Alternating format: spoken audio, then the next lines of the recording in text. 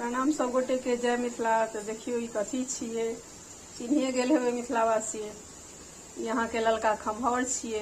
एकरा अहाँ के छील लेलिए, धो लेलहुँ हैं आ पीस काटि लेलिए। अहाँ के देखियो केहन छै, ने ज़्यादा मोट छै ने ज़्यादा पातर छै। एहिमे अहाँ के नून, हरैद, मिरचाई के बुकनी, कनी धनिया पाउडर के बुकनी सेहो दऽ देलिए।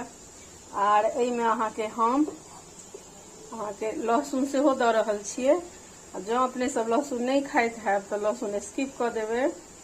आ जे खाइत हैब से लहसुन दऽ कऽ बनायब, बहुत स्वादिष्ट बनै छै। अब सबके मिला लेबै। देखियो अब खम्हौर में तेल दऽ देलिए, बहुत बेसी नहीं देल जाइ छै। एहिमे भुजिया बनेने छलिए। एकटा के खम्हौर दऽ देबै अहाँ के।